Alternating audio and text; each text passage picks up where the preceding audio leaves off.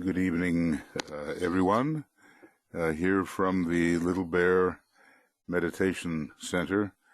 Of course, it's starting to be sweater weather up here, so it's fairly Arctic, about 70 degrees north and well above the Arctic Circle. What I've been doing is to decide upon these webinars fairly spontaneously. I think we're on our 5th webinar, and this is series 3. So it's going to be the final series, and I suspect it'll last a long time. There's so much to this, and it is extremely subtle, way beyond the words and the triggers which we can use to bring ourselves into states of awareness that we may not have experienced before or very fleetingly. I just want to welcome you. I can only do it once, as I say, but hi, Anna Papadaki, and Anna Sklar, hello, and Anne and Antoinette. Let's see, got everybody here. And Brennan, Catherine, Francois, Hélène, and Joe, Jeremy, Karen, Leah, Loretta, Maka, Martha, and Michael Jones, Nienke, Risto, hi, and Sam, Sheldon, Cholene, Suzanne, T.U., Vera, and Anne Veronica, and over here on the other side, Joe is helping me, and Michael Stacy is getting his position. There he is. He's on too, so he'll give a little help, and I should not wander too far astray in this world of relativity. We'll start with a little bit of an alignment, but I want to point out that in this particular map from the Tibetan, which I think Tuya has rendered very well in terms of the qualities, it's found on page 344 of a treatise on cosmic fire. And the word solar logos is not exactly meaning only the logos of a star. Every logos of a grouping of stars is a solar logos in a way as well. So this is showing a tremendous evolution, especially when you think that we human beings down here are doing very well if we can focus with a degree of continuity within the causal body on the higher mental plane, and maybe go a bit further as we begin to take up a more continuous residence in consciousness in the realm of the spiritual triad. Now that is actually what the masters have achieved in doing, and they are focused on the Buddhic particularly and the Atmic planes. And I guess what I want to point out, you kind of see a little dot at the center of a lot of these triangles.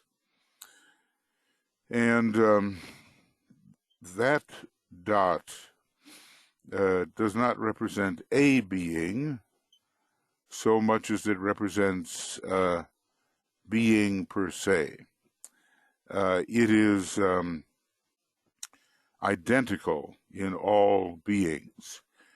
If you go deep enough into an unveiling, and that's the way we begin to return to our true universal and super universal source, note super universal source, we will find it's done through unveiling, through retraction, through what they call prescinding. It's done through disidentification and letting go of everything you thought you were, and then basically you find that dot. Well, it's not really a dot, of course, but it is essential being, and it's absolutely identical in the case of everything, every atom, every being. I mean, a being is an atom, a human being is an atom, a planet is an atom. You know, this is how it goes in cosmic fire. A solar logos is an atom, a cosmic logos is an atom, a supercosmic logos is an atom, a galaxy is an atom, and on it goes.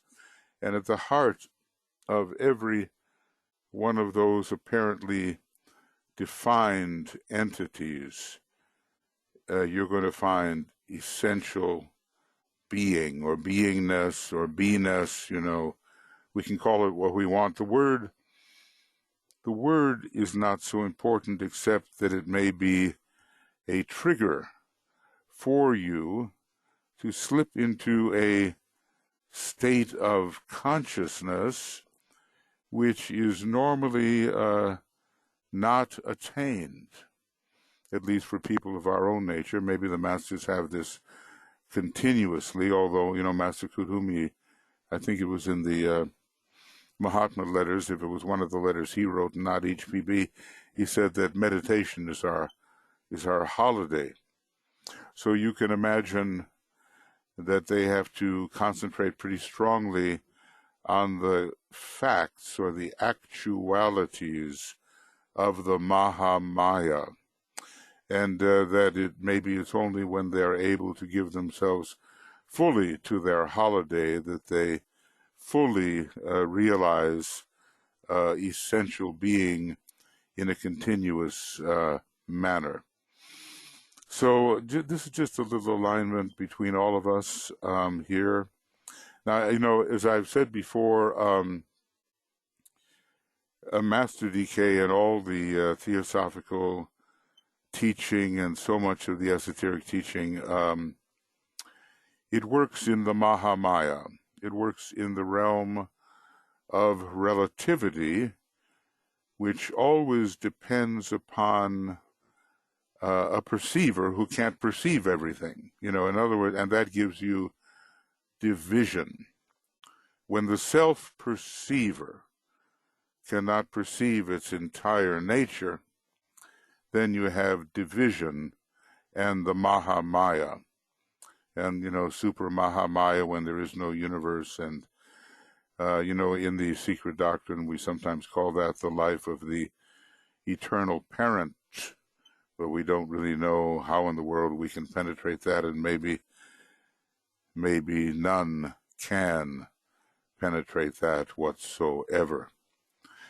You know, infinity and related concepts, they're very strange birds, and they seem to set on, you know, upside down many of the normal notions that we have about reality. But, you know, our hope is to break those normal notions, not that they're not useful in the relative universe of Mahamaya. They're very useful.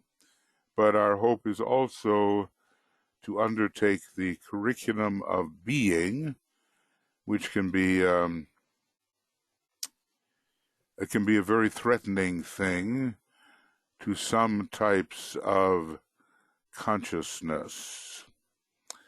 But I think that this dual curriculum is what Master DK has offered us. So let's just pause for a moment and relate to each other as we know each other to be, let us say, as soul-infused personalities all over the world,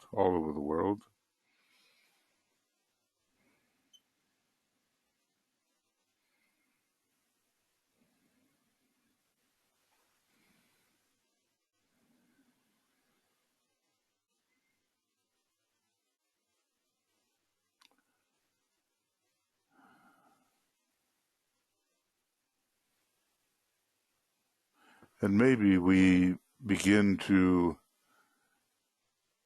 find each other in the realm of unity,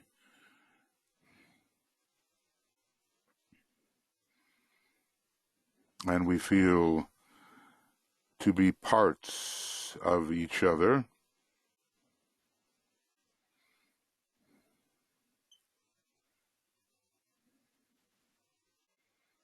And we don't so much emphasize the divisions.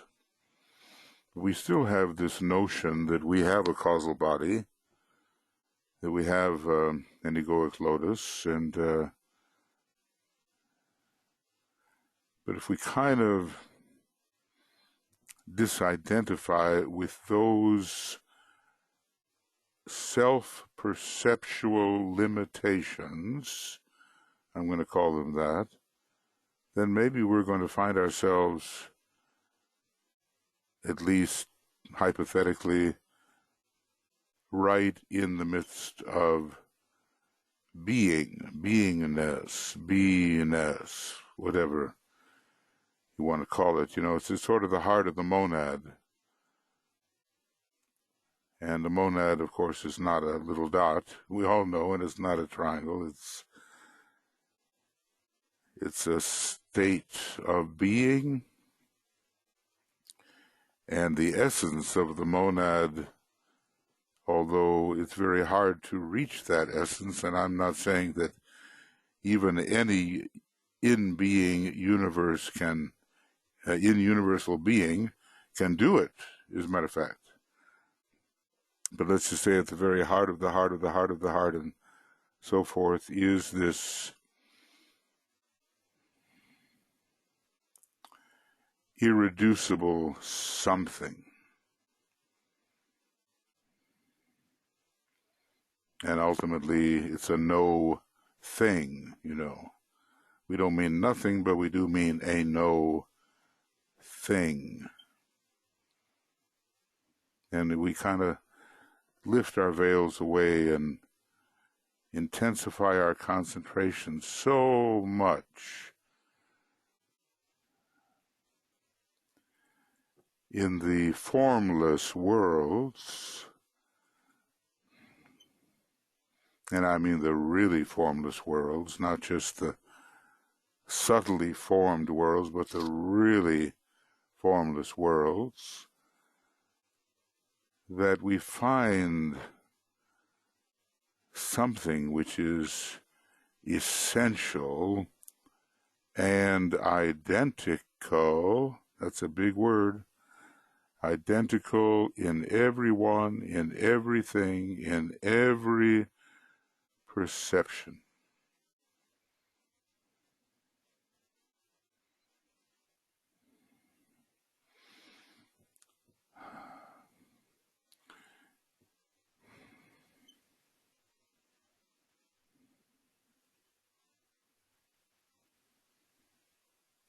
We're looking for,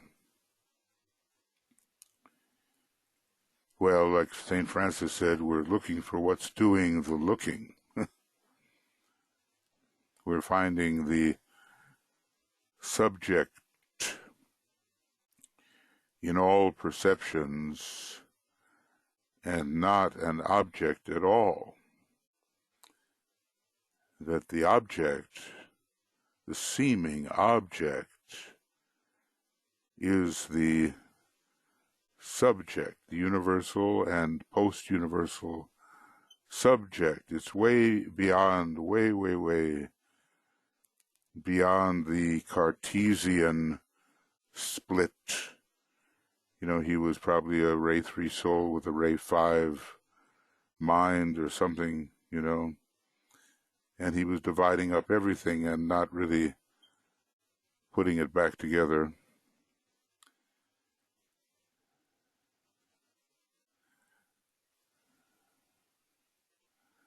But we're after, you know, the common word is oneness, but it means so much more than sort of the usual understanding of it. And it's more than just a word. So at the heart of the monad and all monads, because they are all monads in the one monad, is this really indefinable something. Now, when people ask you, who are you? I don't know what answer you'll give them. And in order to give them a truer answer that relates to the great unveiling, or let me call it the great retraction from limitation, you'd have to have someone who, would be willing to try to follow you, because, normally it would be considered a bizarre answer. But we want it to be, for ourselves, a real answer, and not just words. Sometimes I write the most preposterous words in the attempt to have us move beyond words. And that's kind of paradoxical, but that is oftentimes my intention.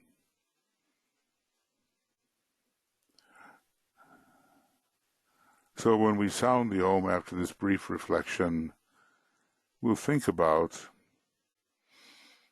not the little self or the bigger self or the still bigger self or bigger. It has nothing to do with size, really. It has to do with essence. So we'll think about, when we sound the Om here, we'll think about the essential self, which is identical in every one of us. Language gets you here, but it is us, in fact. It is what we are, the essential self.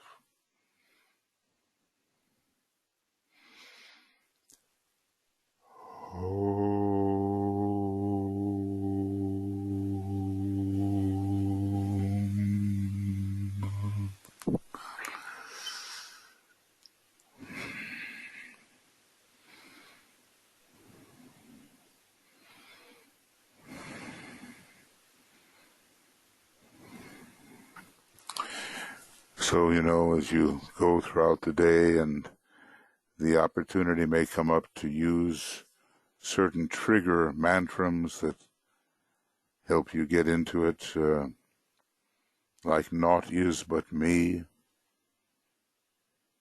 or would we say even more properly, naught is but I, but okay, it's written that way, naught is but me. And the use of the word same, because we are looking for the same. All of our other studies can take us into hugely multifarious differences, and that's got to be also. It's the old problem of the many and the one, and we cannot ignore either of those. We need to be flexible so that we can actually, I'll use that word, infusive the many and the one simultaneously. And I think, when we finally understand, and I'm not saying I do, okay, but when it goes very, very deep, this question of isness, then we are getting closer. I've got one of my little notebooks here, and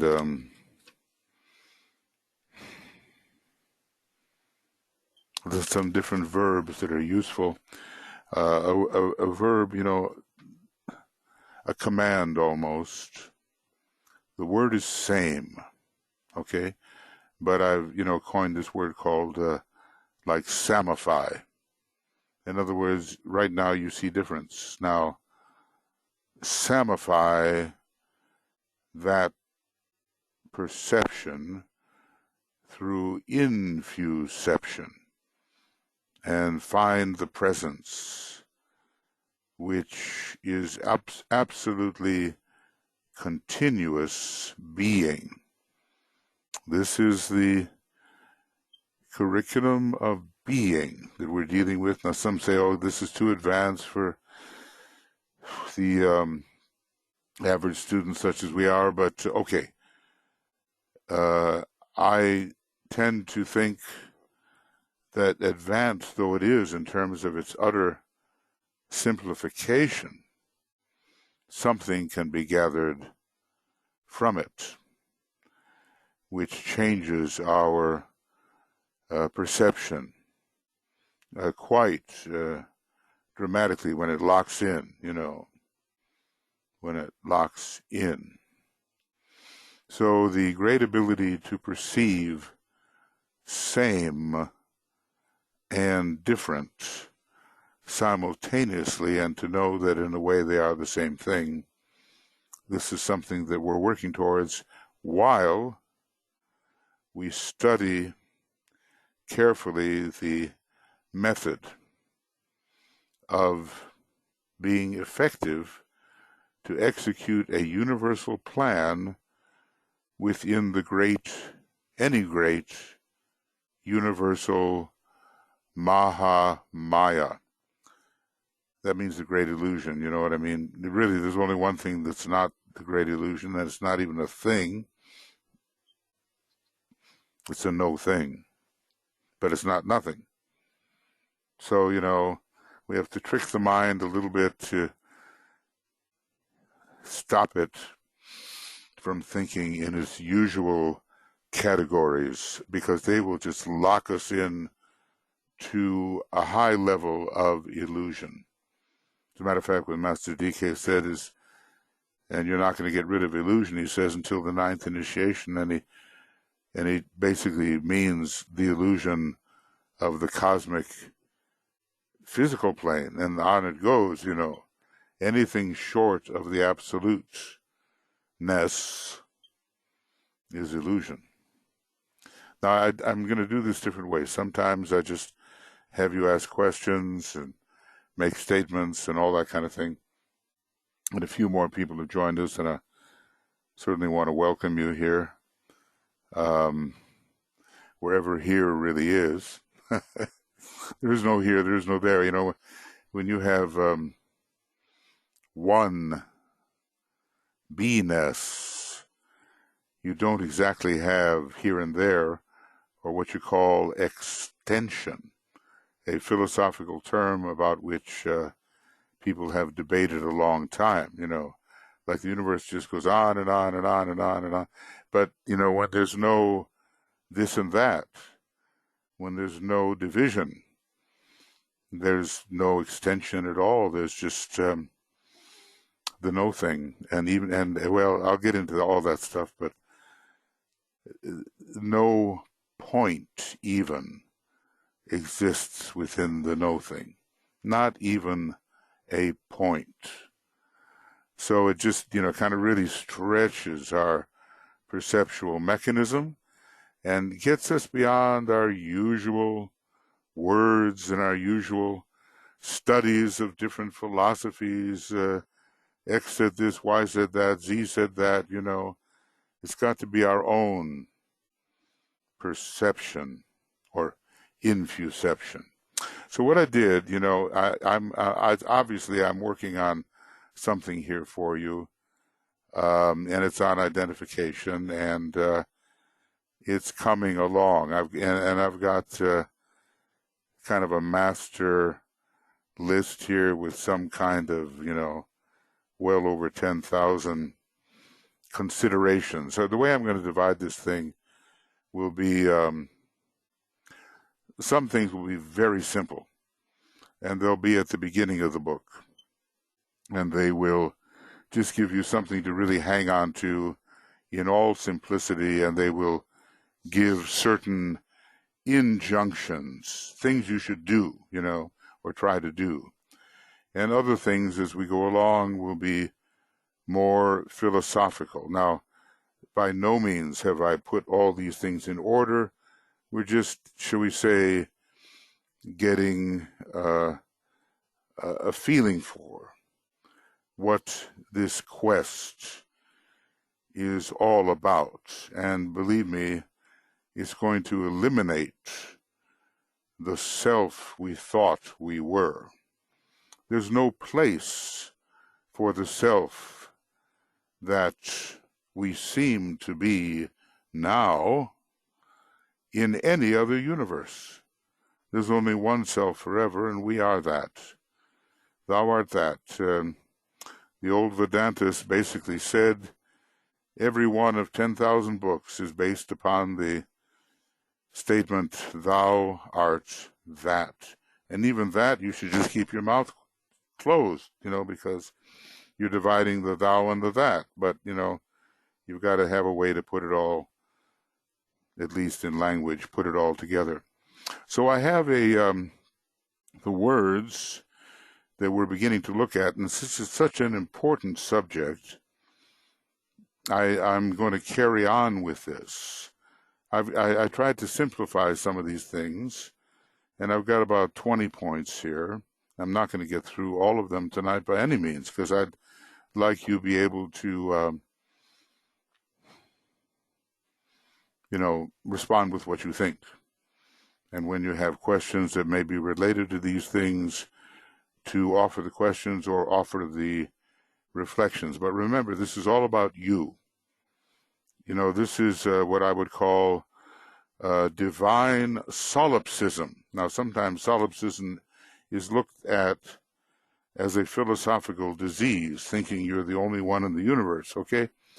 But that usually means that the person thinks that personally they're the only one in the universe, when in fact we're talking existentially, we're talking about the essence of things. So our words are identification, identity, identify, identified, identical, identicality, identificatory, and some of these words will take a dis in front of it, disidentified, disidentification.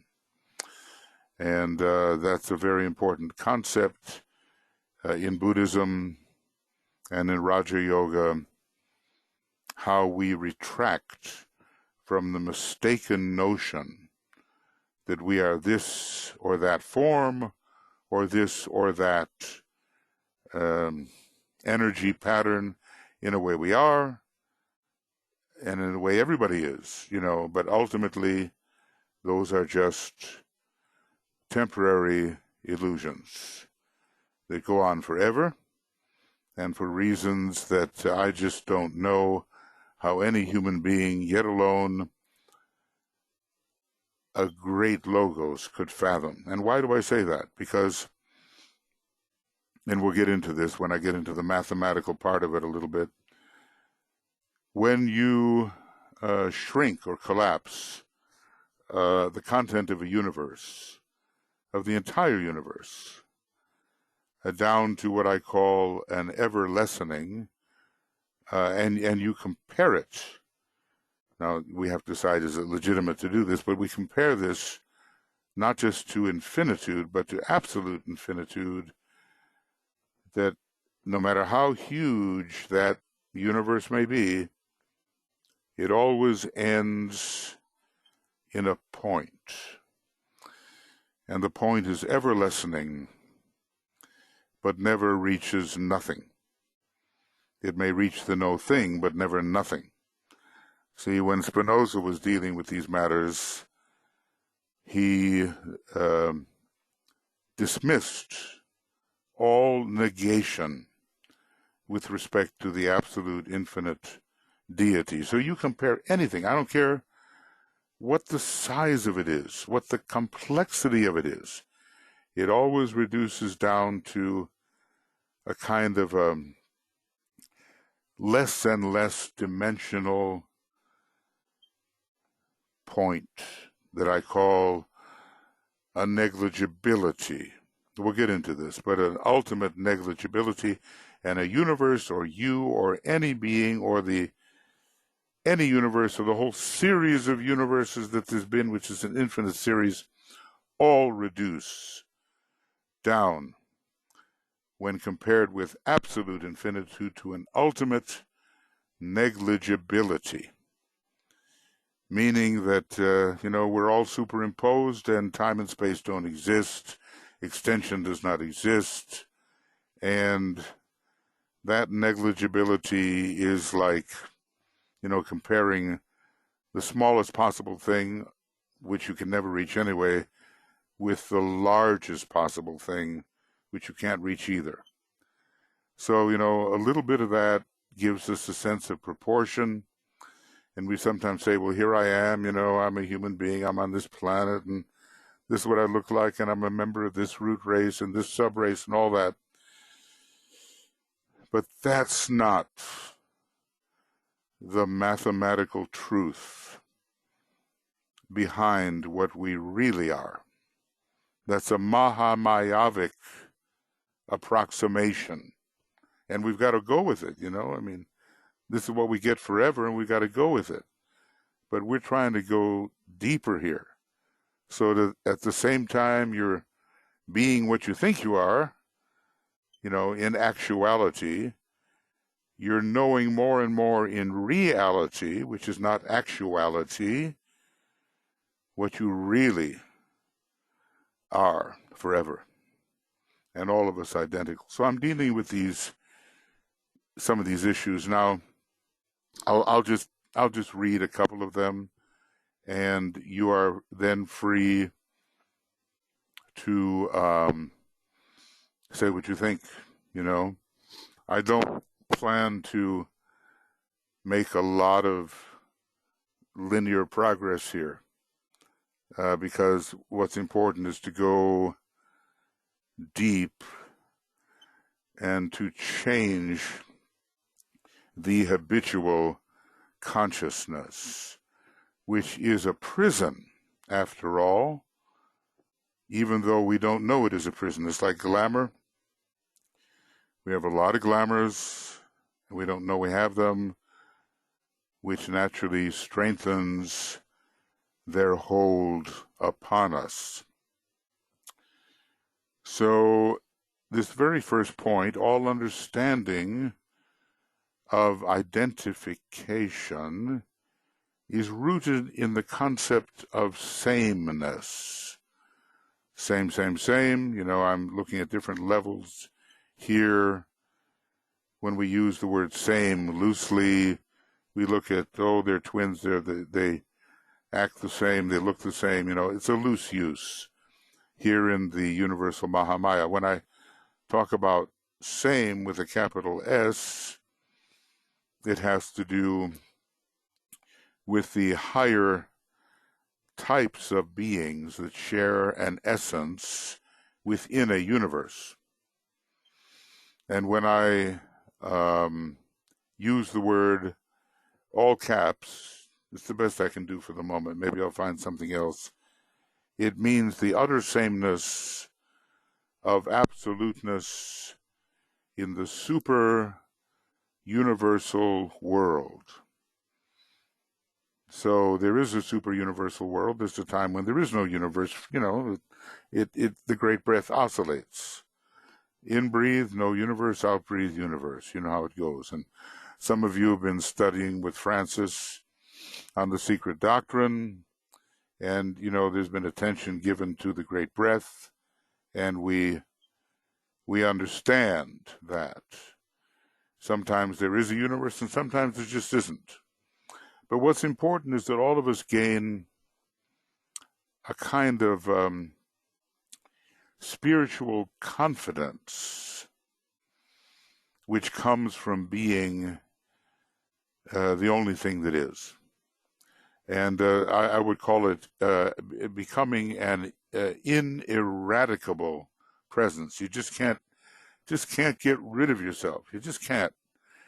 Nothing created you,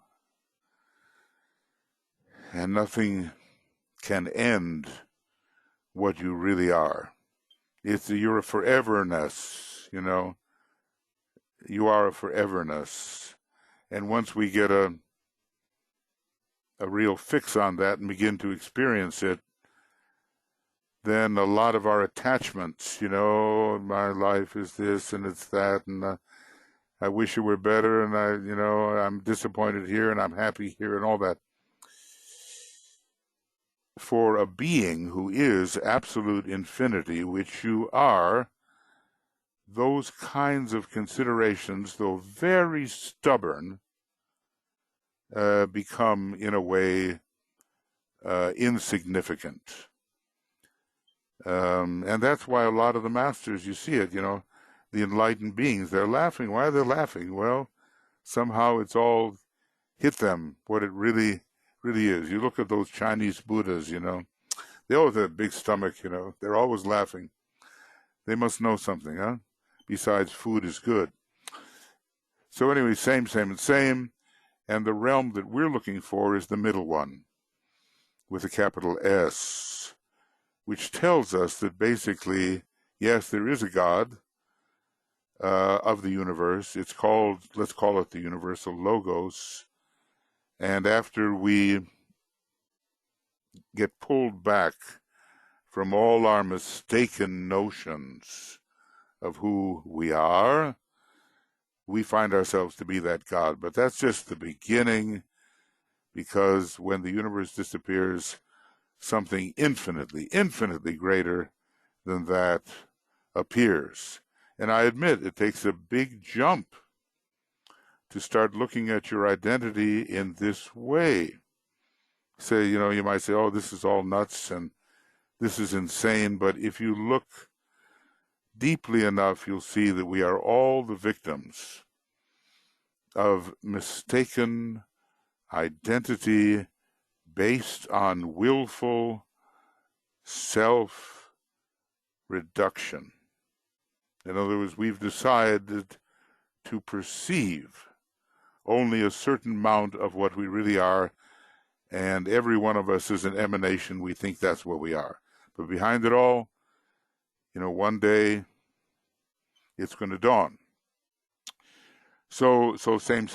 But forms really are unrepeatable in detail. You know, there's no way to get exactitude of form, and I mean, you know, down to the atomic, subatomic level and all the rest of that. Forms are unrepeatable, and this is one of the principles, the principle of unrepeatability. Now, as far as the great being is concerned, you don't have to worry about repeatability because there's no division. There's nothing to repeat. It just goes on forever. So in a universe, similarity exists, but not exactitude. So if I see two things, oh boy, that cup is the same as that cup. Oh, that notebook is the same as that. Or that twin is the same as that. I'm just using an approximation. The only thing that is forever the same and unrepeatable because it never stops and it never began.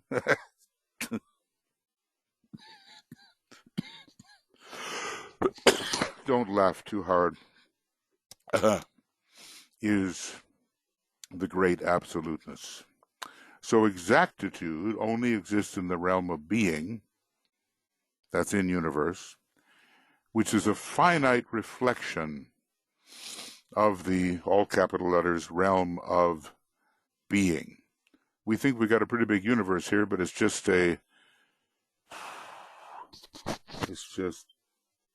tiniest thing possible.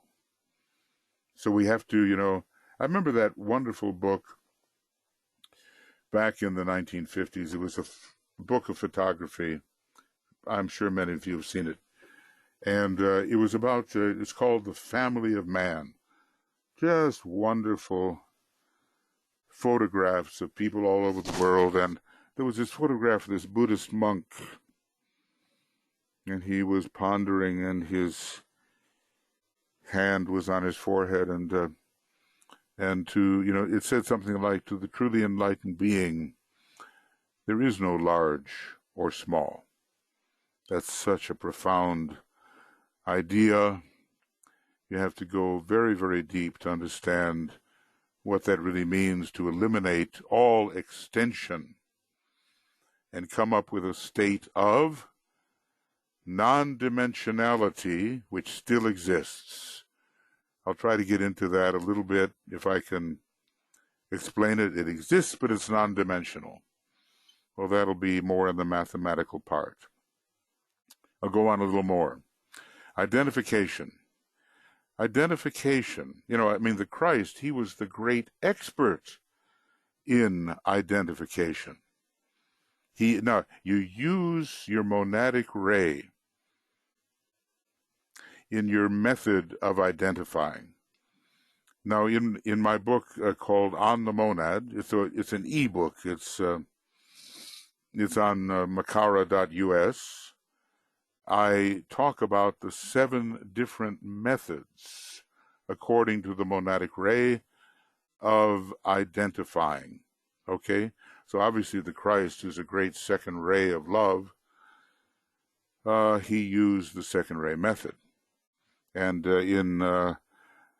DK tells us that in this part of the scripture, is it John 17, XV11, that the best statement on identification ever given is there. As the Christ spoke, I in them and they in me and thou, Father, in all of us, a really second-ray method of identification. There are other ways of doing it, too. If you have the patience to stick with me, we're going to probably look at a third-ray method here, but it'll be a combination of third ray and second ray. So identification is the act of perceiving no difference between that which you essentially are and that which you perceive. Now, I think what I'm going to do here is make this a little more that-y. All right, well, okay. Because I try to keep the letters significant. Now, let's just say there's only one essence, and it doesn't make any difference whether there's a universe or no universe. Only one essence. But in a universe, you get to perceive or infusive only so much of that.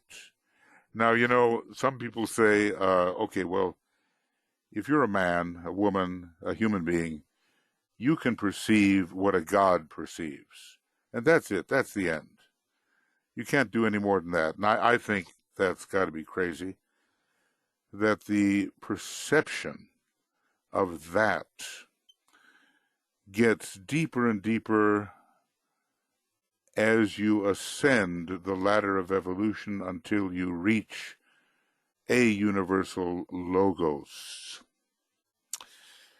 So, and then of course the punchline here is that the universal logos is an ultimate infinitesimal, an ultimate negligibility, and can only perceive one absolute infinitith of thatness. So it ends up being way, way beyond anything we normally conceive. And I'll try to get into the isness of that with capital letters. Now you kind of wonder, what good is all this to me? Well, who is the me who's talking? That's, we've got to disabuse ourselves of thinking that I am this little emanation. For practical purposes, yes. And other than that, no. So no difference between that which you essentially are and, okay, and I'm going to make it this way, and that which you essentially are. So let me give the big that here. And that which you perceive. Whatever you perceive is that. I was walking with one of my sons. I told you the story maybe, and he's the philosopher type, and I was talking about this stuff, and he said, "Hey, Dad, you mean even the asphalt?" Because we were walking in a section where they had just retarred the surface of the road, and I said, "Yeah, even the asphalt. Even the asphalt." Sounds like a good title for a book. But he's the skeptic, and my older son is not the skeptic, and that's the great irony of it. Anyway, and then sometimes, of course, identification, you take it down a few notches, and it just means to feel what other people are feeling. Yeah, I identify with how you feel because I've been through that, and sure, I know just what you're going through and all that, and that's good too. But it's way, way down the totem pole, and there's a lot more radical and exacting way of looking at what identification is. Okay, well, look, I've talked a long time, and we'll just stop at this point for the moment. We're all interested in being successful identifiers. Oh, one day we will be, inevitably. The higher initiations will bring that to us, and then we'll just realize how little we know. And in this great ocean of theosophy, there are depths and depths and depths that we have no idea about. So we'll just grow forever, until we become what we've always been. Okay, but the problem with humanity is the concrete mind, and that's the purpose of the new esoteric schools, to keep that concrete mind from closing down on reality. Okay, that's the point, and because it will all the time cramp reality into something more manageable, and we've got to avoid that. Okay, so that's as far as I'll go on that, and just ask you about your questions, about your statements that you might want to make. I'll either look for your hand or your hand, or just a question mark, and looks like Michael and Joe. Michael's there, and he can help me if I miss someone or something. I hope you realize, I'm kind of giving this to you in a stream of consciousness.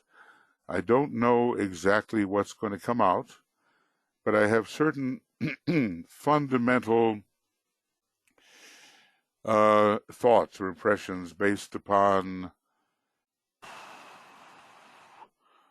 25 years or more of very deep entry into these issues. So I'll just share with you, what I've come up with, and you can share what you think. Okay, is there anybody that would like to speak to any point? And this would be, let's see, where's Joe? Oh, yes, this is good. What we're looking for is what's doing the looking, said St. Francis.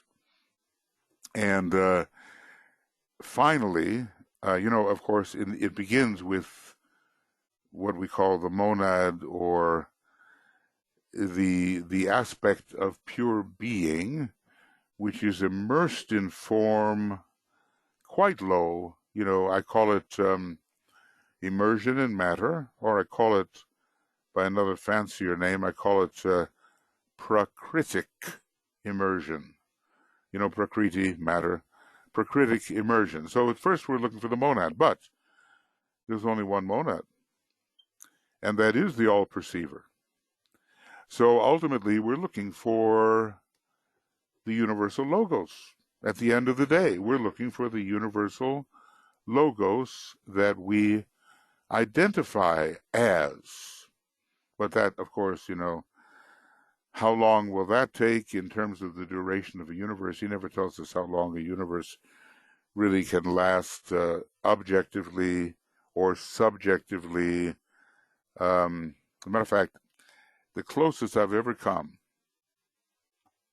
to how long a universe lasts is in a treatise on cosmic fire, and it might be this page. I don't know. It is this page, and listen to this, because this is, I think, thrilling, okay? This is, if you want to be crazy like I am and just try to put this into figures and Earth years. I once did that and had so many zeros after it, I think in the 80s and 90s of zeros, I don't know. All right, here's from the old commentary.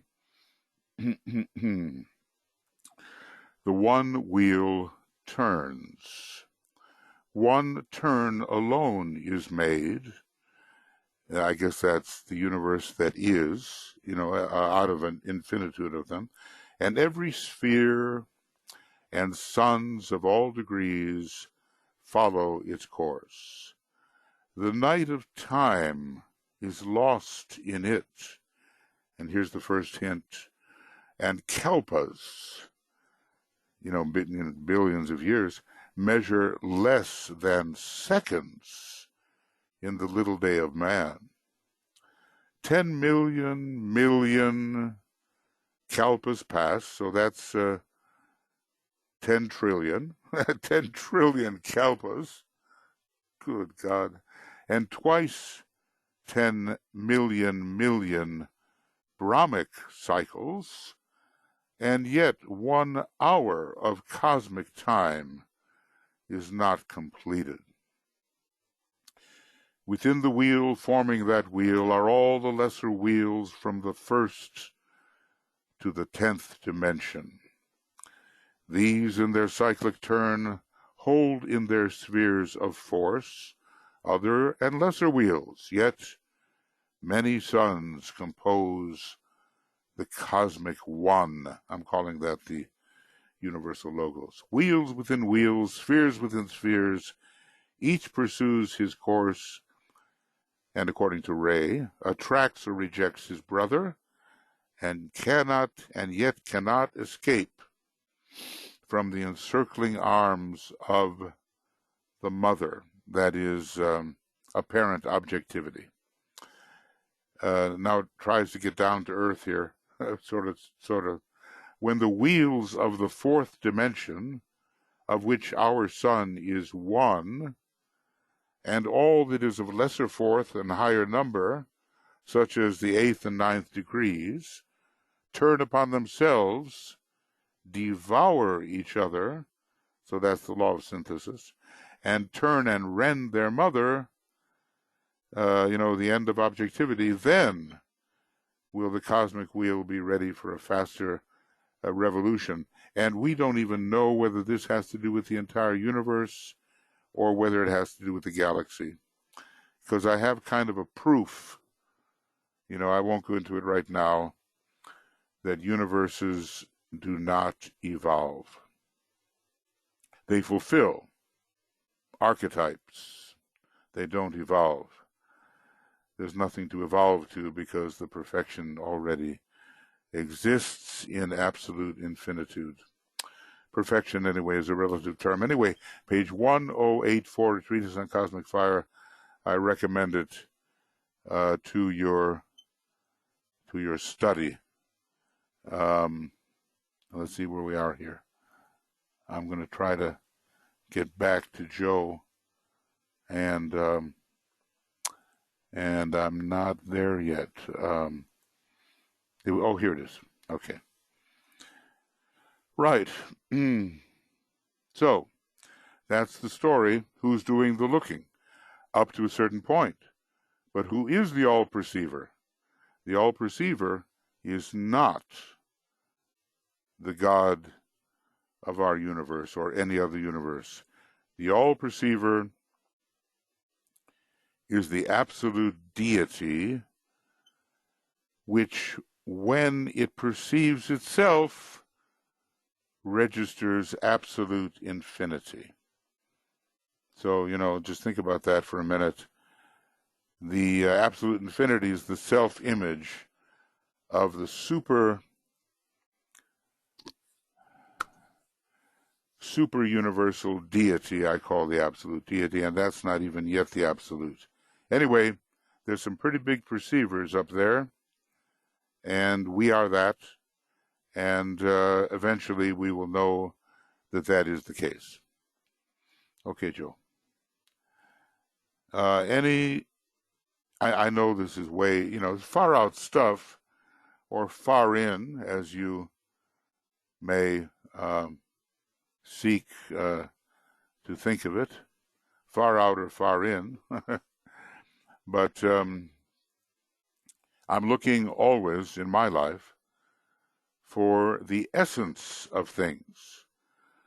Not this, not that, not this, not that. Okay, if it's not this and not that, what is it? And, we finally get down to what the Vedantists and the Brahmanists and the Hindus and what they've kind of realized, about the one reality. Even in the Divine Pimander, they it's supposed to be written by Hermes Trismegistus, but maybe not, and maybe it was a Neoplatonic text, and it talks about, right at the beginning of the book, the modifications of the only one thing. The modifications of the only one thing. Okay, what else, friends? Have anything else you want to say or venture in and take a risk? It's all a big risk. It's a big risk. Whenever you allow your mind to penetrate into what you don't know, and you just say, I will not be satisfied with what somebody else told me. I will pursue this according to my own understanding. It's going to be a risk. And maybe it might go a little crazy along the way. Okay, maybe you might lose your mind, which might not be such a bad thing. You know what I mean? You lose your conventional mind, or maybe you really discover something. So is there anything else you would like now, or any issue about occultism? Let us realize that our minds usually focus on what we might call the relative world, the world of Mahamaya, the great illusion. Now, you can't have relativity unless you have division. And the boundless immutable principle is, by definition, incapable of self-division. Everything that it sends forth is that which might be capable of illusory self-division, like the absolute deity, but not the boundless immutable principle. It remains, it remains, it remains. It never started, never ended. And that is the great continuity. Now, this is philosophy, the love of wisdom, going deep enough to get beneath the misinterpretations of the normal world of illusion. It may not be everybody's cup of tea, okay, but maybe it is for some. Bruno. I'm thinking and absorbing and introspecting within all of this, right? And we are discussing, and I'm considering the 12 fires, the 12 zodiacal signs will help us to scale the outer within. You know, I'm always thinking, Bruno, whatever works. When we now, you know, the other night, Francis was dealing with number and no number. In order to have number, you have to have division. In other words, nothing will exist unless it's not unless it's perceived. To be is to be perceived. It's an old philosophical dictum with which a lot of people, you know, might argue, but the idealists won't argue with it. To be is to be perceived. And the minute you have a perceiver and the perceived, you're into number. When you have no possibility of self-perception, such as I believe is the case with the Absolute, because I believe that the intensity of beingness is so great that it includes every other possible thing without having to divide or mention it. So, no number. But then we get into the realm of number. And when we get into the realm of number, then these twos, these threes, these fives, these sevens, these 12s, 21s, 49s, whatever, you know, then they can really help us to negotiate the super Mahamaya of the super universal world. You know, like you've got all of absolute infinitude to choose from, but maybe there's some organizational principles. And maybe these numbers like you're mentioning here, okay, they can be really important in how our universe is organized. We don't know what the organizational principles of other universes might be. Maybe they're based upon a similar number system. Maybe they're not. You know, there are geometries which are altogether different from the geometry of Euclid and all that. So in the universe itself and in the preparation that there will be a universe, I think maybe, okay, these numbers that you're mentioning here are very important. But, you know, I'm doing kind of a thing that is not going to be appreciated by many people. I'm trying to enter the realm of no number, or at least talk about it from a distance, because there we have the origin of everything. And it's not until the absolute deity, which is not the absolute, okay, it's not until the absolute deity arises that we really enter the realm of super universal number. And then out of all of that, through choice, we get ourselves a universe, one of an endless series, beginningless, endless series of universes. So whatever works for you. But the tricky thing is here, we are really going into the realm of the no thing and looking at it as being the source of all number. Number per se will not help us with the no thing, because the no thing is absolute zero. In order to get the number one, you need self-perception, but there's no self-perception in the absolute. Now, I'm putting that out as a statement which I would like to defend, and will probably have to defend it at some point. There is no self-perception in the absolute. Self-perception begins with something that arises mysteriously from the absoluteness, and we call it the absolute deity. From that time on, there is self-perception, and number can exist. So when negotiating what's going on right here in our relative world, number is the key. As a matter of fact, Blavatsky says there is a universal numerical key to the secret doctrine. You know, mathematical, numerical, psychological. She gives all these different keys, and we absolutely indispensable.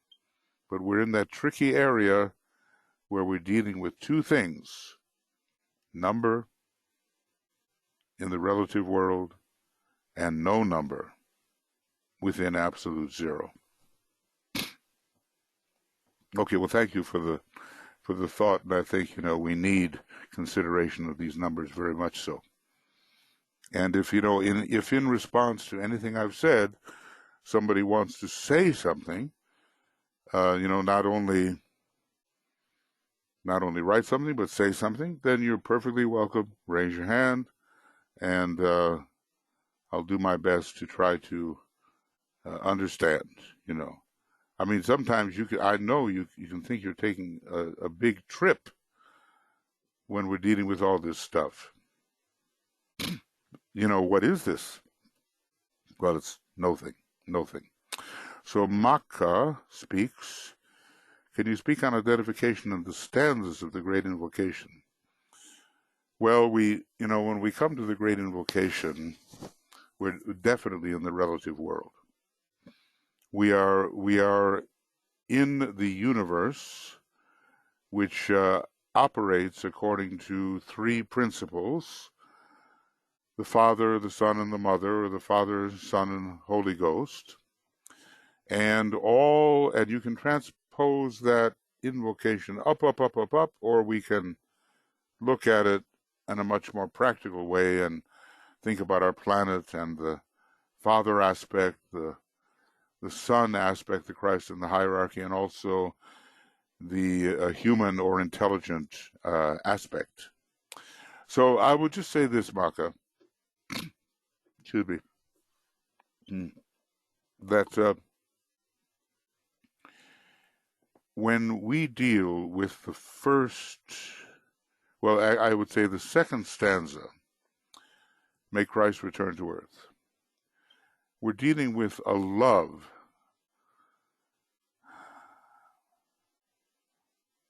let love stream forth in the hearts of men.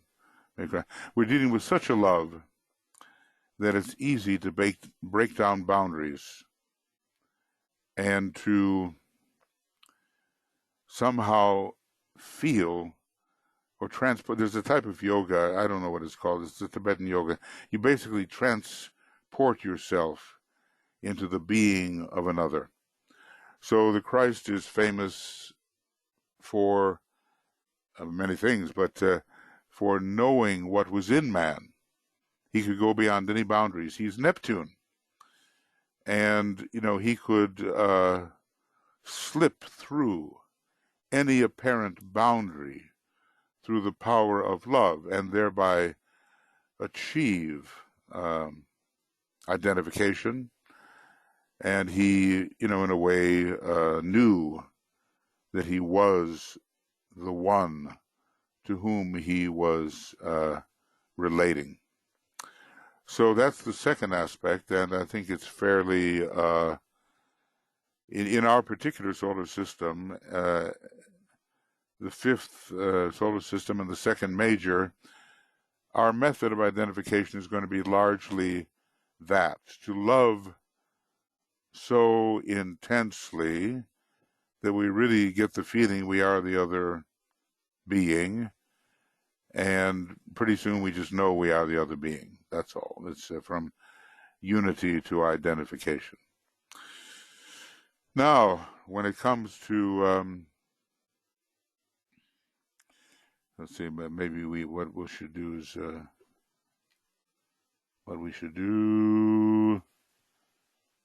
this. When we're dealing here with, from the center where the will of God is known, let purpose guide the little wills of men. Well, it's the monadic level. Christ anchored for us in the Garden of Gethsemane, the first real strand of the purpose of Sanat Kumara, to really reach humanity in a conscious way, and he really had to give up his own very powerful will of the head of the hierarchy, which he was, to acquiesce to this purpose. So he, in a way, at the sixth initiation, he became a conscious monad. And it all kind of, I mean, who's to say, but in a way, one of the climaxing points is that experience in the Garden of Gethsemane. And for the Buddha, one of the climaxing points is his great sixth initiation under the Bodhi tree. That's not the enlightenment that's open to us. That's a cosmic mental enlightenment, just the way the Christ's great infusion of purpose was cosmic astral. So in that way, the great Lord identified with the monad. And the monad perceives all things in oneness. So there is the sense of the one, of identifying with all beings from the realm of planetary purpose. Now, we've got to get beyond thinking that the monad is a dot on a page, or a triangle or something. It is, what can I call it? Being-isness. The monad, wherever we are here, I'm just going to write this down. The monad is being-isness.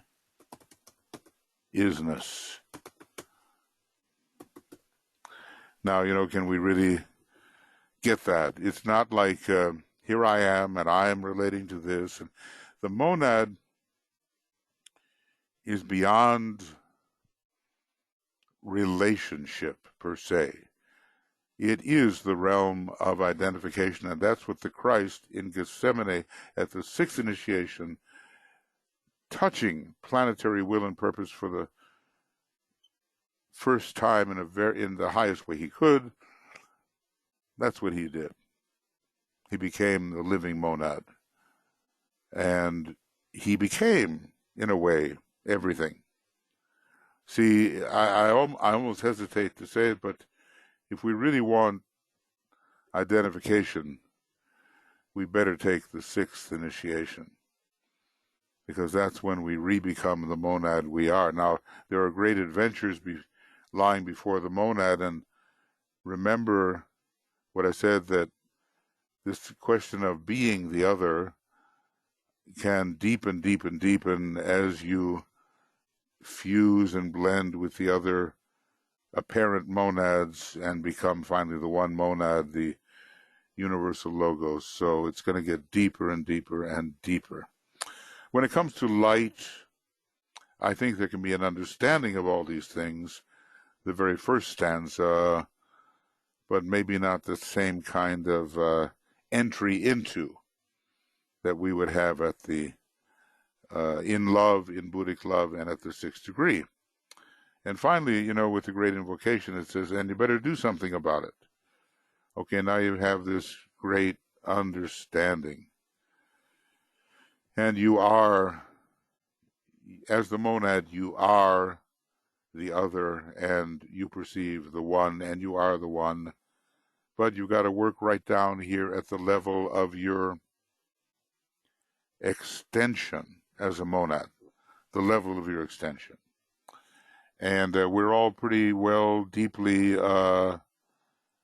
we are immersed in our material worlds, and that's it. We've got to work our way out of that and rediscover who we are. So we may go to the very highest types of identification, which the great invocation can suggest, but also we have to make it real, or actual anyway, through the fourth stanza of the invocation.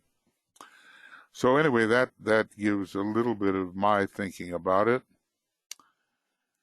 And of course, there's the goodwill. It depends on what we call a stanza. A stanza can be like a verse, which is a verse, which is a stanza, you know. May the forces of light bring illumination to mankind, etc. We could call it a stanza. And let the lords of liberation issue forth and let them do whatever they do. Okay. Stand with masked intent. Okay. Maybe we call that a stanza. And then the final stanza is the one given out in 1945. Right. Okay. Well, I mean, maybe somewhat near right. Anyway, Maka, that's my thought. So Bruno here, absolutely agree with your considerations. The infinitesimal zero crosses, as far as I can see, the substance in an intricate, delicate tissue. Yeah, I mean, you know, when you get down into the realm of the infinitesimal, and you don't just treat it as a mathematical object, but you treat it as a reality which you are, everything changes. In the world of the mother, we need expression, and all the patterns emerge because that's our game. That's what we do. That we create or become. We become finitude. You know, you can't become absolute infinitude. You're that forever. But there's infinitude of finitudes and combinations. And in our creative becoming, that's what we do forever. The worlds of the Father are perceived by the Son. Some more considerations. Yes, and you know the old saying, no man cometh to the Father except through me. That's the more legitimate way, me, the Son. Okay, that's the more legitimate way of perceiving the Father aspect. Now remember the heart. Now in all of these kinds of infuceptions, these self-perceptions of oneness, the heart is a really big thing, and the Son is the heart. So we're perceiving this kind of oneness of the Father aspect, and the Son as the heart needs that in order really to perceive. Now look, we've done this. We, the one being, have done this forever. That's what's not realized. You say, oh, what did I do in the last universe? What did I do in the universe before that? It's a question we can't even ask because we didn't even exist, and we don't even exist now. What does exist is the one being, and then you can talk about the nature of a previous universe, but not in terms of its emanations as if they had continuity from universe to universe. And later I'm going to get into the idea that universes do not successively improve, for the obvious reason that every universe would be absolutely infinite, which is an impossibility. But we'll get into that and think about that. So we have to know the mother, and the infinitesimal, you know, in my mind, Bruno, it never reaches zero. Not the nothingness of zero, but it gets reabsorbed as essence into absolute zero, which is the no thing, and which is the other end of the spectrum. So that's the disappearance of the ultimate negligibility every time into the absolute deity and into the absoluteness itself. I know that I'm proposing for a lot of you, and for me often, some words which, oh God, why can't we just speak English here or something, you know?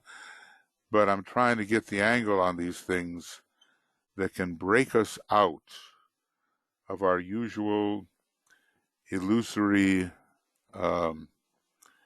preconceptions based on a rigid determination, a rigid interpretation of concrete-minded things.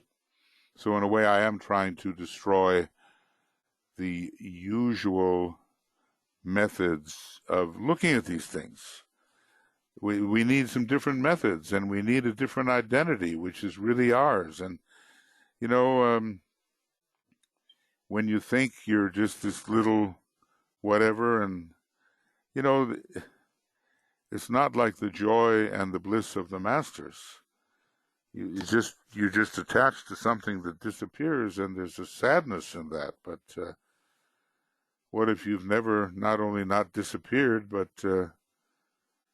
you've always been and always will be? What then? So, there's a lot to think about in different ways. Thank you, Bruno. Okay. Well, okay, and the subject, look, you got to get used to the language if you want to. Not everybody, as I say, this is not everybody's cup of tea, and it depends on your monadic ray. But remember that in the 3 planets, Earth, Mars, and Saturn, somewhere there around page 99 in Esoteric Psychology, the majority of monads that pass through these 3 planetary schemes are third-ray monads. Up there on the high, look, the 1, 2, and 3 of it, if I can say, how do I do that? Oh, here it is. The 1, 2, and 3 of it, it's up here on the logoic plane. On the monadic plane, there are 7 types of monads, and DK is constantly talking about the 7 types of monads, but then he says, and yet there's only 3, and why is that? Because the ultimate monadic ray is going to be found here on the logoic plane. So we're either going to be a 1, 2, or 3, Father, Son, or Holy Ghost, and probably there's no utterly certain way that we can know what that is. Not yet. We're too far down, on the ladder of evolution to really know that. Some of us are not even sure what our soul ray is. And then there's the rays of the triad. And we've got to encounter our first monadic ray on the monadic plane. And then, after a while, maybe in taking the 7th initiation or so, it becomes possible to figure out or to understand essentially the ray. But remember that a ray is a limitation. Somewhere he talks about that. Any quality is a limitation, and I say when we're dealing with the world of relativity, we're always, is this good, is this bad, high quality, low quality, the soul is the quality of life, yes, yes, yes. But what we're talking about now is beyond good and bad. It's beyond good and evil. It's beyond quality. And it doesn't make any difference if I'm looking at the most beautiful whatever or the most horrific scene. They share isness identically. So that's really something to think about, and, maybe we'll practice that in our meditations. I know, we can do a lot of different meditations here, but there's some of them that really make sense. So I hope, friends, that I'm not losing you here. I'm, struggling myself as I try to understand the nature of being.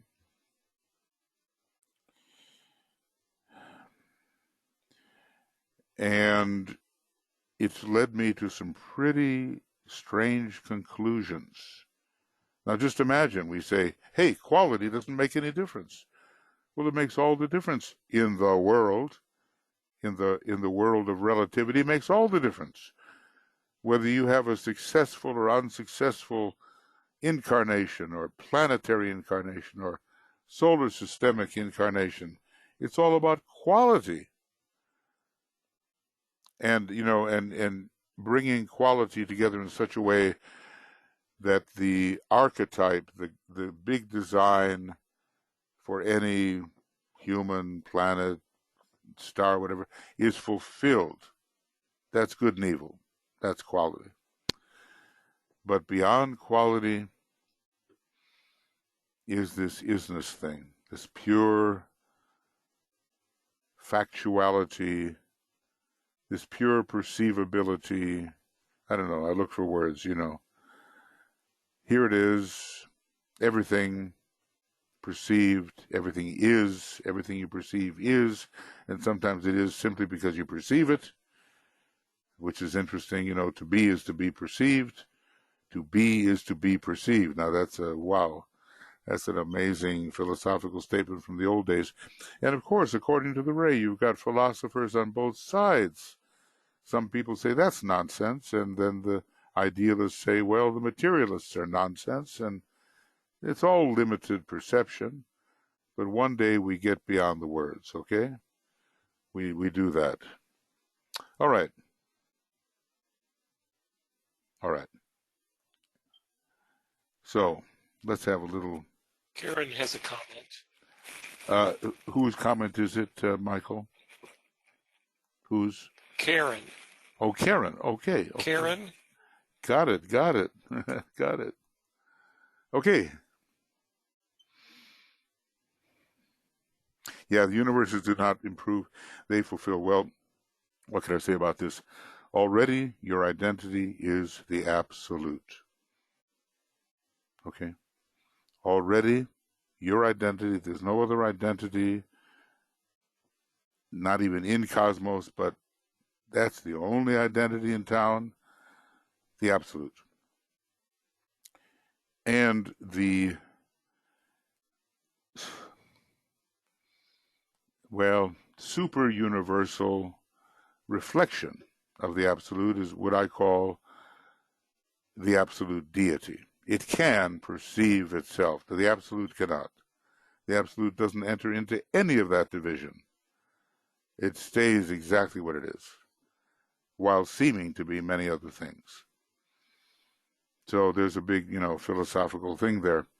So it turns out that in the realm of the absolute deity, you can perceive the homogeneous, infinite oneness. That's the closest we can come to perceiving absoluteness and realizing we are absoluteness. It's a type of self-perception that the absolute super-universal deity can enter into.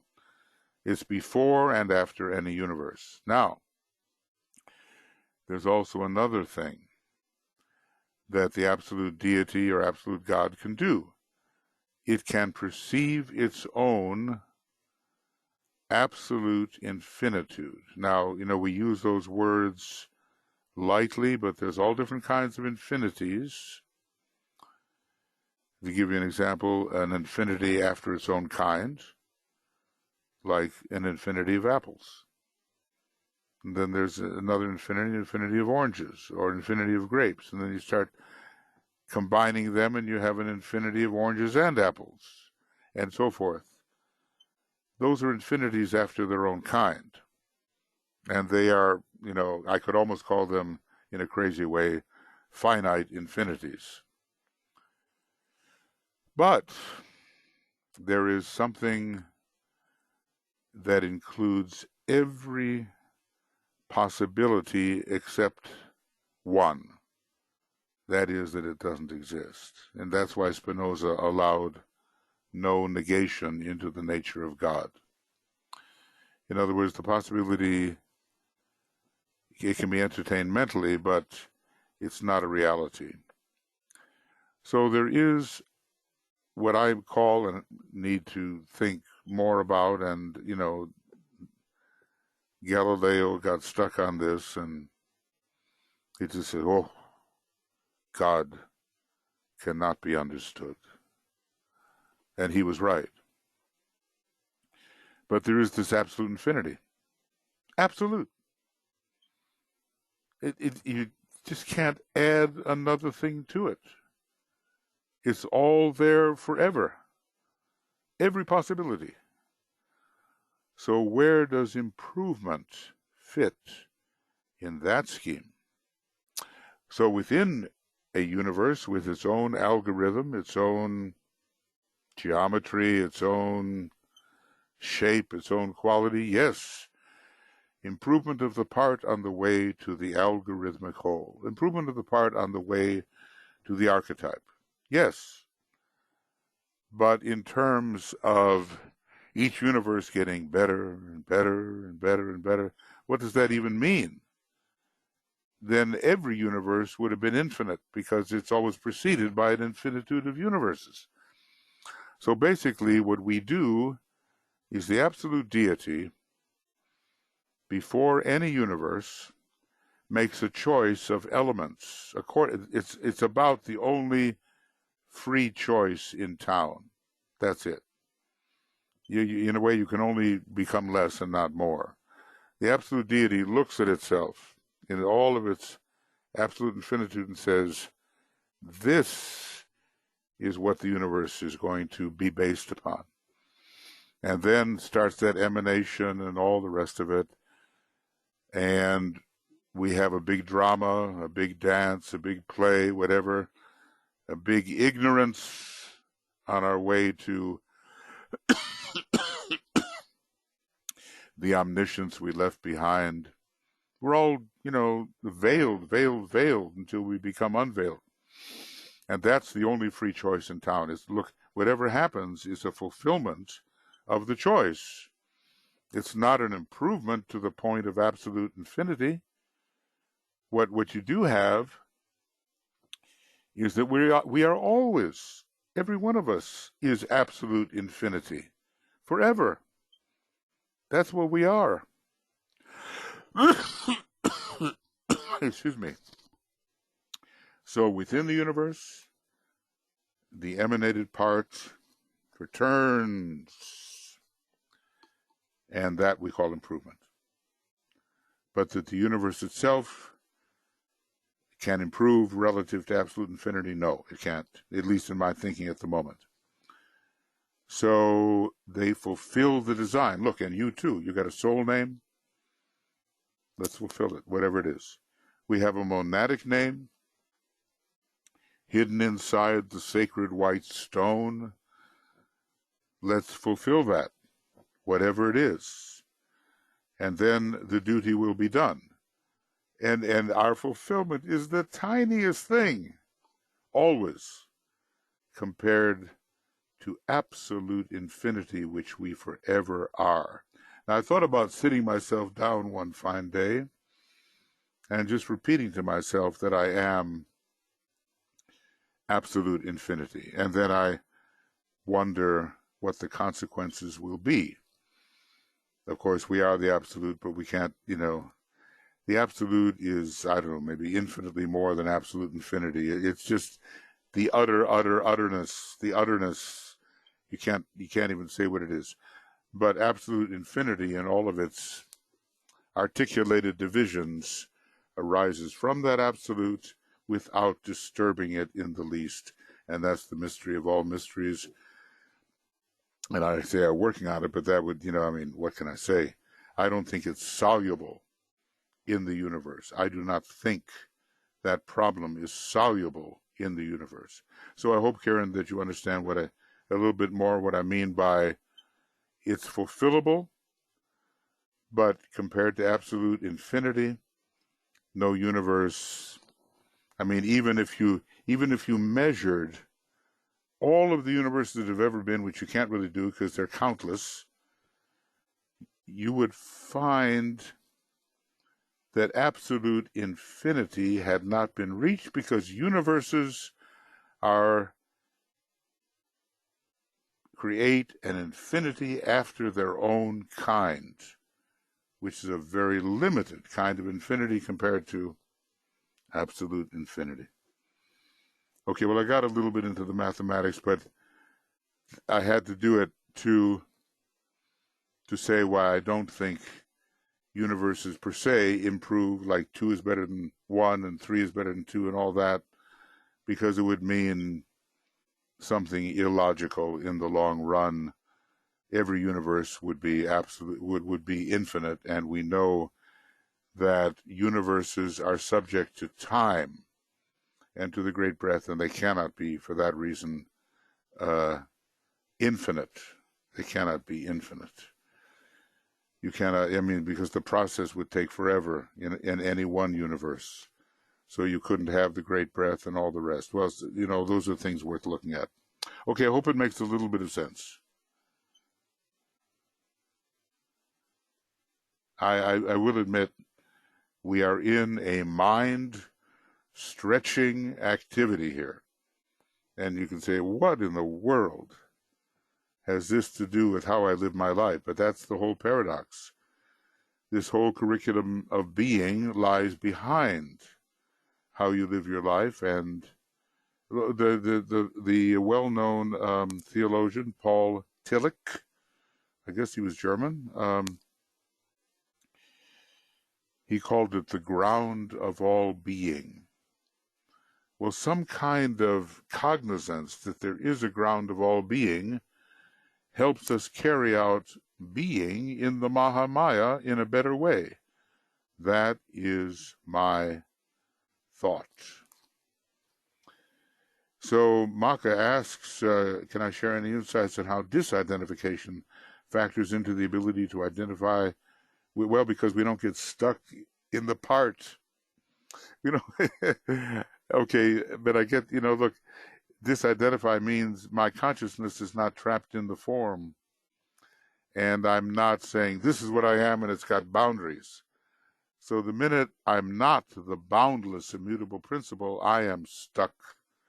And the absolutely higher states, which are infinite in the supra-universal world, are not known because we're stuck. I'm this being. I'm a member of this root race. I'm an initiate of this degree. I'm a soul. I'm a monad with a vehicle. No. All of that is relatively true or relatively actual. But disidentification means I see through the veil, I drop the veil, I lift the veil. What's new? Oh, another veil. I lift, I see, I drop. Oh, what's new? Oh, yet another veil. Until, finally, in any universe, every universe being finite, in my view anyway, we reach the top. And we're ready for the great Mahapralaya, the disappearance of the universe. But, okay, what do you run into at the top? You run into the unknown, the truly, truly unknown, the supra-universal world of absolute infinity. That's what you run into. And there you are, you, being the whole thing anyway.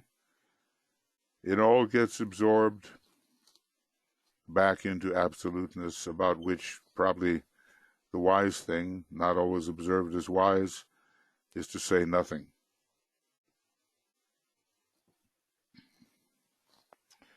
Okay, we're going to have a little meditation. Thank you, Maka, for your thought. And thank you all for your, attentiveness when we can be attentive. Thank you. I know a lot of these words, but you'll get the idea. You'll get the idea. At least you'll know why I'm doing it and what the goal is. The goal is simply to be what we are in a conscious way. It's one thing to say, oh yeah, I'm this and I'm that, but if we're not really immediately conscious of it, identifying as the presence, learning how to infuse, learning how to find sameness in difference. I think these were the two principles of Greek philosophy, the same and other. If we can do that, then we've come a long way and are not just stuck in the mental world, however fascinating that may be, and useful, very useful. But let's get fundamental about ourselves. And it's, this is a huge quest. And how many initiations will it take and all the rest? Only to discover that it can't even be done inside the universe. Inside that self-perception we call the universe. Can't even be done. And then we enter another world which is It's a long time from now. A long time. Okay, let's just have a little reflection.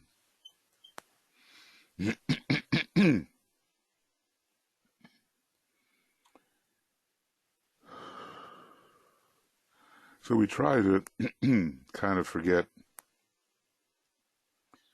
that we have an instrument here.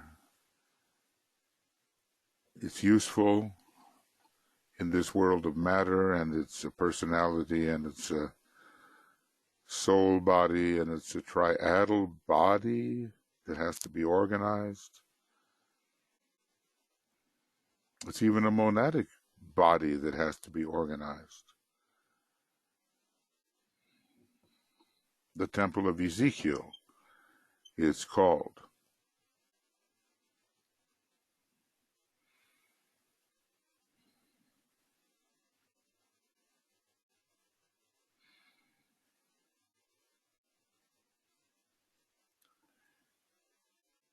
And, you know, if we were on that level of the monad, we would receive impression and realize that that somehow what we really are is extending through all of space and time within this universe. We would remove our limitations. Oh, I'm just a poor human being. No, no. We would remove that. And whenever we looked at someone or something, we really could say, naught is but me. That's the second ray method. We really could say that. Practice that, you know. Naught is but me. Whoa. That's so drastic. Try it. Just look around in your imagination. Take a look at someone, let's say, someone you really love. And you say, you try to go deep and don't get caught by the form, oh, I love this about you and that about you. Just go into the deeper and deeper into the essence. Naught is but me.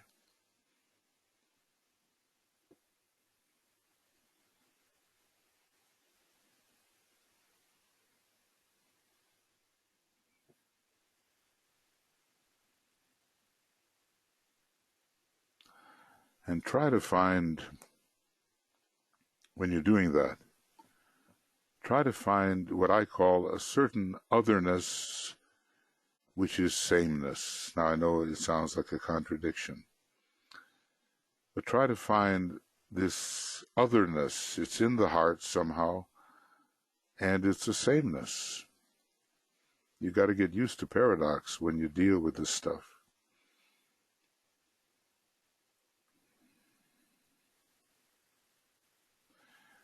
Now, you know, maybe someone else walks into the room, someone you also love.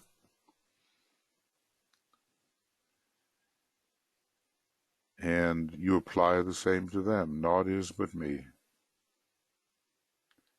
And suddenly maybe there'll be a flash of otherness which you recognize as sameness.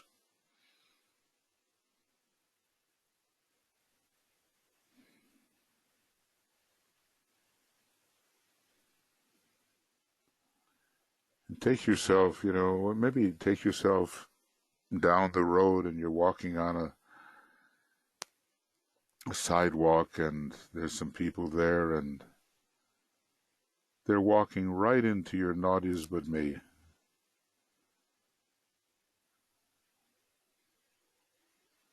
It's not their quality, no. It's their isness.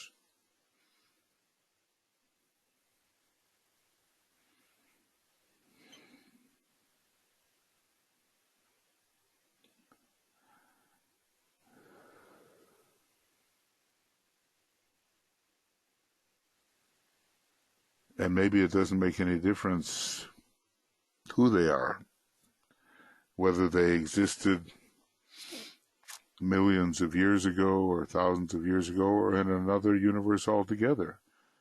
You can apply naught is but me if you get the right heart, otherness, sameness, heart, otherness, sameness sense of things.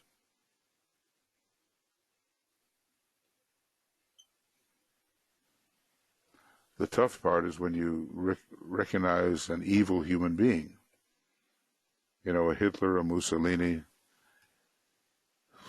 some of those characters forget quality and realize naught is but me.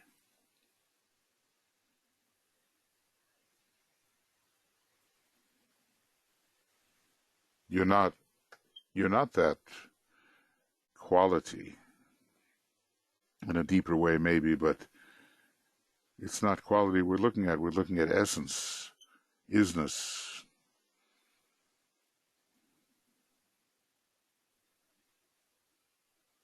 And pretty soon you can carry that around with you wherever you are and start applying it not only to people but to animals and plants and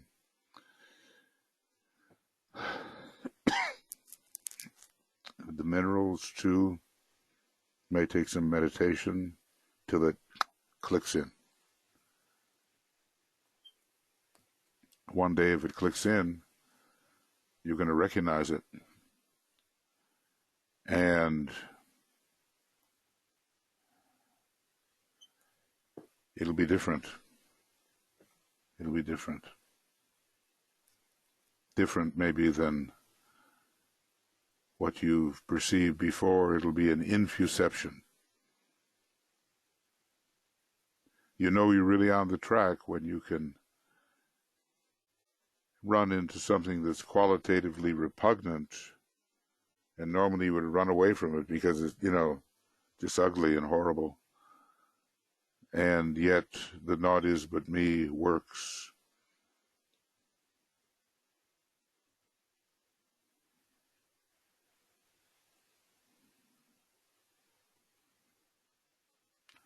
But keep the heart open. That's a big one. Do it with your imagination.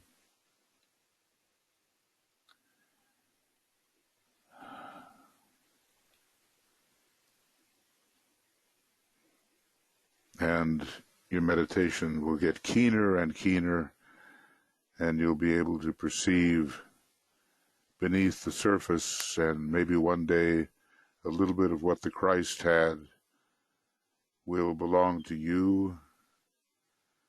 Father, I in them, and they in me, and we in thee, and, you know, read the 17th chapter of John. It's the second ray method.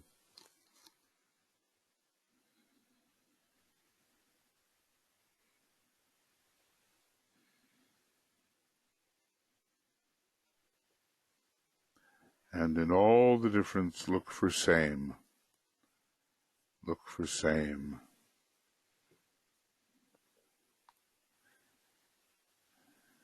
Until you find it. And are it.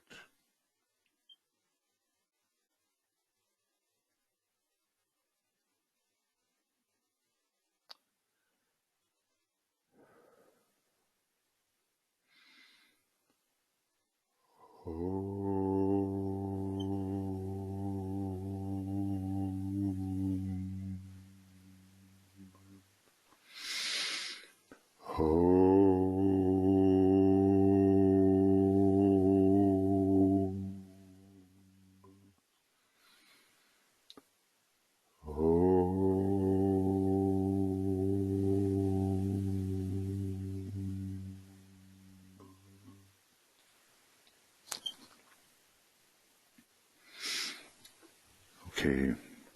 Well, thank you, everybody, and we'll continue with identification. It's just so absolutely an identicality, and we've got to find same, you know. We've got to find same.